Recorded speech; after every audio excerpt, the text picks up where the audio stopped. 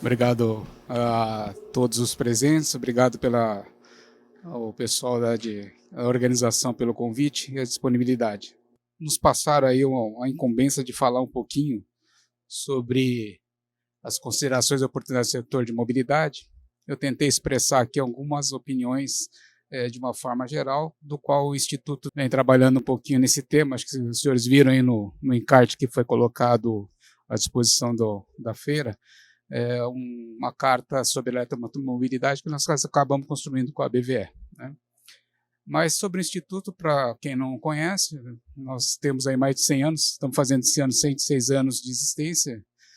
É uma instituição formada por voluntários, eu sou um voluntário, todos lá que trabalham são voluntários para o Instituto, em prol de tentar desenvolver principalmente políticas públicas para que o desenvolvimento do setor da engenharia possa criar resultados e criar melhores expansões no que tange a suportar tecnicamente os modelos, né, de formas a produzir soluções de melhorias, saúde e qualidade para a sociedade. Né? A carreira que está aqui com a gente trabalha bastante em normas técnicas também, que são temas interessantes. Ele é um dos propulsores, o Raul aí, do CPQD, né, junto com os outros colegas, estamos com vários aqui, então, trabalhando nesses modelos. Né? Alguns números colocados para todos entenderem um pouquinho sobre o setor, onde nós estamos tentando fazer com que essa abertura chegue e possa estar impactando de uma forma relevante, principalmente para a área de governo, né, na tríplice hélice, área de governo, na área acadêmica e na área do setor produtivo. Tá? Então, fazendo uma contextualização geral da mobilidade, uma das ideias é comentar sobre essa capacidade de locomover. E esse grande, vamos dizer assim, destaque, não só para pessoas, mas também para bens. Né? Nós estamos aqui com o colega Fioravante, aqui, da Secretaria de Estado de São Paulo. Ele defende muito esse lado de se pensar tanto no deslocamento das pessoas, mas também na importância das mercadorias e dos produtos chegarem nas residências. Né? Isso é algo da preocupação que até o setor ferroviário que ele dirige, ele vem trabalhando vamos dizer assim, nesse impacto para poder trazer resultados cada vez mais atrativos, tanto para o produtor como também para o consumidor. Né? Agora, de uma forma geral, por que eu quis trazer um pouquinho disso aqui? Isso aqui é um estudo da WRI relacionando as ODS junto com a mobilidade. Né? E é interessante, né, se a gente observar que dos 17 Objetivos de Desenvolvimento Sustentável que a ONU prega, 8, ou seja, mais, né, próximo aos 50%, ou mais ou quase 50%, a gente considerar algumas outras que não foram relevadas, elas estão sendo impactadas principalmente pela ação da mobilidade. Isso traz uma oportunidade relevante quando a gente pensa em governo. Tá? O governo tem compromissos estabelecidos mundialmente para que a gente atinja tanto o net zero, como o nosso colega falou agora há pouco aí, mas também na relevância desse impacto que tem expressão para a sociedade de uma forma geral. Pela manhã, uma professora aqui da Facens comentou bastante sobre o tema do impacto que as pessoas precisam sofrer para que ela possa ser considerada para essas tecnologias inovadoras. Né? No Japão, isso é tratado como a sociedade 5.0, que é uma nova sociedade que emerge, que somos nós, que tem que ter a tecnologia para poder estar com essa abertura de uma forma bastante acessível às gerações que agora tem.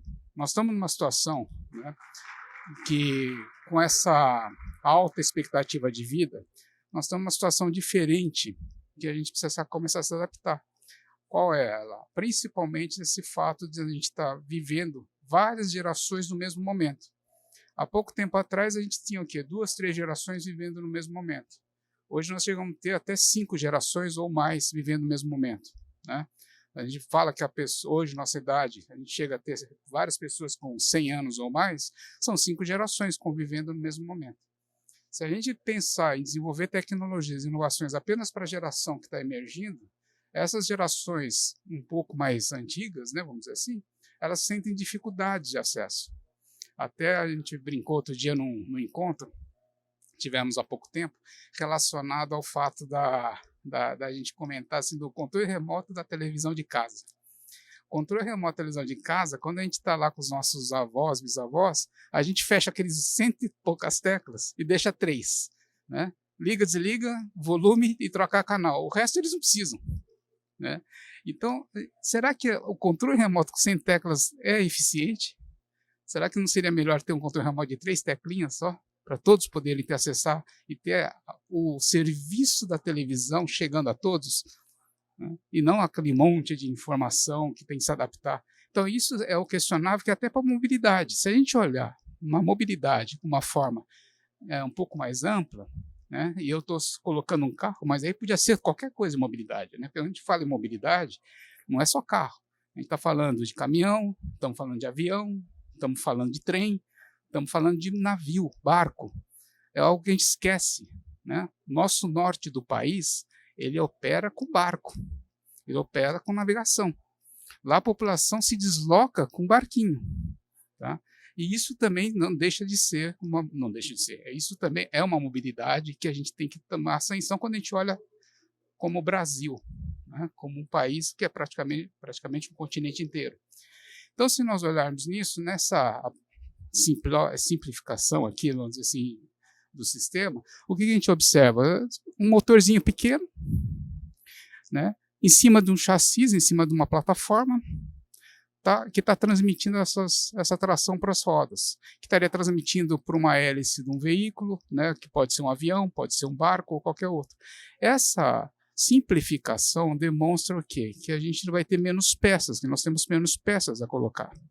Só que envolve o quê? Uma tecnologia embutida muito maior. Quando a gente tem menos peça no sistema, a gente tem menos manutenção.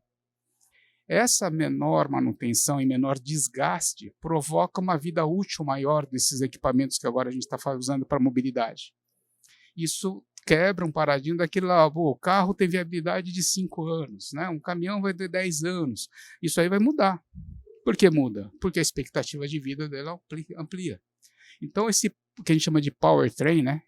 Que é a plataforma onde tem o motor e os sistemas, tá? Eles têm que ser separados, por quê? Porque essa é outra observação interessante. Todos os sistemas aí que a gente vê, tantos híbridos ou não, né, tem essa parte aqui do meio, tá? Que é o sistema de tração, de transmissão, né, passando isso para as rodas ou para qualquer outro, e depois eu tenho alguma coisa dando combustível. O que a gente tem? Nós temos uma diferenciação desse powertrain, tendo um motor elétrico, que, como a gente defende na engenharia, o motor elétrico tem uma eficiência muito maior que o motor a combustão. E se a gente está pensando em não usar os recursos naturais excessivamente, a gente está pensando em economizar. Se a gente está pensando em economizar, vamos usar uma tecnologia que economiza todo esse combustível a ser colocado. Tá? Então, uma coisa é a gente falar do sistema motorizado ser elétrico, que isso é um diferencial fantástico. Então, a gente fala em mobilidade elétrica, é é uma solução não só ambiental, mas também no impacto da eficiência que eu vou ter do consumo dos meus recursos naturais, tá? Porque é o que a gente chama de OPEX, né? Que a gente chama de o que a gente consome no uso. Tá? E o combustível, que daí aparece um monte. Né? E como os colegas que falaram, me anteciparam, comentaram, e muito bem comentado, são combustíveis que vêm desde a parte elétrica, que vem de uma tomada, que a gente fala do plug-in, tá? Como vem de sistemas embarcados, que são sistemas híbridos. E o Brasil, nisso daí, tem um diferencial fantástico, né? Que é o quê? É nós usarmos a produção da energia que vem na tomada com uma escala assim, excepcional em relação a renováveis, perto dos outros países. E essas comparações que a gente tem que tomar um pouco de cuidado, quando a gente acaba sendo levado a comparar com plantas que não são brasileiras, não são plantas externas, principalmente as europeias. Tá? E aí, das oportunidades, essa mudança de mindset ela acaba indo tanto na academia, né? E aí o professor Takahira aqui que está conosco, ele é um dos que sempre fala, estamos precisando de mão de obra. E o que é pior, não é só a mão de obra, nós precisamos reter a mão de obra. Né? Por quê? Porque essa mão de obra está faltando no mundo inteiro, não é só no Brasil. Então, os profissionais que estão sendo formados aqui no setor eletrotécnico, que têm capacitação e conhecimento de sistemas elétricos embarcados nesses veículos, eles se formam e, se tem oportunidade melhor, vão para outro país. E quando a gente fala no meu país, hoje, com nossos sistemas pós-pandemia, né, não precisa fisicamente ir para outro país. Você é contratado de outro país e está trabalhando aqui para outro país. né? Então, esses modelos são preocupantes o quê? Para essas demandas da formação de profissionais, de manutenção da indústria, aí são os elétricos, os engenheiros, os técnicos, tá? E quando a gente fala engenheiros ou técnicos, são pessoas capacitadas e treinadas para esse modelo. No Brasil, nós temos o Sistema S, que forma muitos profissionais assim, e que não obrigatoriamente precisa ser engenheiro, muito pelo contrário, tá? A indústria predominante começa a ser uma indústria eletrotécnica e computacional, que a gente não pode esquecer, né? Dentro daquele powertrain que a gente falou, tem um sistema de tração elétrica, mas lá dentro tem um computador também, né? Aquele computador que vai controlar todos os motores, né? Porque cada roda acaba sendo um motor, eu tenho que rodar as duas rodas ao mesmo tempo. Não posso ter defasagem, começa a dar problema, né? Eu tenho que controlar tudo que eu vou estar usando da bateria para o motor, fazendo com que tenha economia e tenha essa distribuição de uma forma mais coerente e interessante. Então, eu tenho uma parte computacional muito forte. A parte do armazenamento, que são as baterias, né, com desenvolvimentos e homologações, e também a seriedade de materiais a empregar, e também a formação e a indústria da bateria. O CPQD faz isso com nobreza desde a época dos celulares e celulares, né, inclusive para certificação. A energia de combustível, como produzir essas eletricidades, né? Hoje a gente falou, né, os antecessores falaram de solar, eólico, hidrelétrico, né? São todos setores que estão sendo procurados, envolvidos, e também tem que talvez mudar um pouquinho essa conceituação da hidrelétrica ser um despacho de carga de base, que a gente fala aqui no Brasil, tá? Ela pode ser uma grande bateria para os outros renováveis. Por quê? Porque eu consigo controlar naquele meu reservatório a hora de eu soltar água para gerar energia. O eólico é um pouco difícil, né? Eu controlar o vento passar. O solar também, se passa uma nuvem, dá uma... Agora, o hidrelétrico eu já tenho como controlar, porque eu armazeno a água lá dentro daquele reservatório. Então, se eu conseguir aumentar esse despacho garantindo a energia, né? Porque eu não posso ter na tomada 127 volts agora e daqui a pouco 80. Não vai funcionar, né? Então, as coisas, para ter esse despacho, eu posso fazer esse balanceamento com modelos integrados. Inclusive, alguns estudos com próprias baterias que terminam dos carros, entre aspas, para a eficiência do carro, e transfiro isso para modelo estático, né? Opa. E o modelo de negócio dessa mobilidade, que passa agora a ser modelos pensados não só de você ter a propriedade do veículo, do transporte, mas eu também poder estar usando esse sistema de transporte de uma forma diária. Na área da energética, aquilo que eu comentei, né? Brasil, 86% praticamente é renovável. Desses daí, 60% são as hidrelétricas. Nós temos de 12% a 20% entre eólica e biomassa. E eu ponho biomassa pela questão até do nosso DNA muito forte da produção do etanol, né? O etanol a gente não pode desprezar. Foi um estudo muito bom. Nós somos a jabuticaba nossa da energia, é o etanol. E essa é uma coisa que a gente tem que estar atento e tentar sempre estar dando essa atenção especial, porque nós temos essa grade hoje tão boa de forma das emissões, como o colega Hugo estava falando, né? Hoje a nossa expressão global não atinge mais do que 1,5% das emissões se comparar em qualquer outro lugar. Só que a gente não sabe defender isso de uma forma com propriedade. É isso que a gente precisa começar a fazer, tá? Isso como país, tá, gente? Nos transportes, de uma forma geral, uma oportunidade muito boa, qual que é? O número dos pesados. Se nós começarmos a encarar os pesados, que são responsáveis hoje, apesar de ter menos de 1% da nossa frota, nós somos responsáveis hoje praticamente com 25% a 35% das emissões. Isso em áreas urbanas. Se você computar isso para os ônibus urbanos, você pega menos de 1% dessa frota de ônibus urbanos e foca nisso para transformá-los em elétricos. A gente já está impactando, no mínimo, próximo a 25% das emissões em centros urbanos. Um colega aqui da Facen, aqui do Parque Tecnológico, né, que estava comentando, né, da startup, eu não sei nem se ele está aqui ainda, mas uma das coisas assim, qual o foco interessante? Olha os pesados em centros urbanos, que a gente vai pegar menos de 1% da frota, políticas públicas para isso, desenvolvimento para isso, retrofit para isso, transforma isso para eletrificado, você já está impactando 25% das emissões que você vai ter em centros urbanos, tá? Isso são coisas bastante interessantes. em termos de infraestruturas e oportunidades.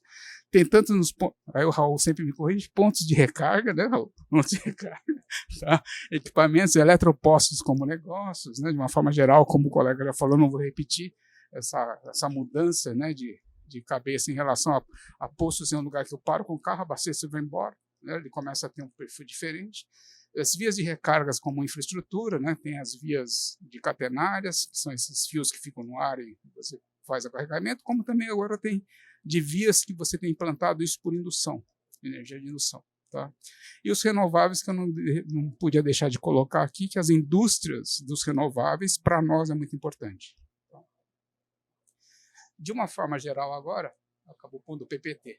Eu tinha uma animação aqui, gastei 2 horas para fazer, acabou ficando só o PDF. Mas vamos lá, não estou brincando, tá, gente? A gente sai de um ciclo de vida que eu acho que é interessante a gente fazer, que aí é a minha conclusão geral. Tá? Nós temos aqui um grande volume de energia renovável sendo gerado no campo, sendo gerado fora. Tá? Nisso eu trago uma rede integrada que eu posso estar trabalhando lá na tomada, com uma energia limpa para os meus carros, para os meus veículos, para os meus sistemas de transportes. Tá?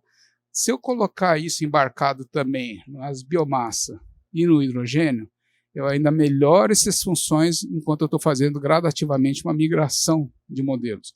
E nós temos que olhar, o nosso etanol é diferente do etanol americano. Então, o americano, com milho, ele emite muito mais poluentes do que os nossos, principalmente os que impactam aí no corpo humano.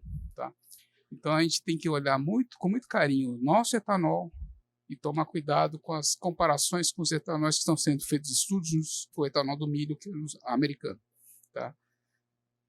Aí nós temos lá uma bateria e um motor, né, que a gente está falando. O motor é eficiência 85, a bateria é um outro tema, tá? A parte que pode ser colocado e trabalhado com as fontes de energia.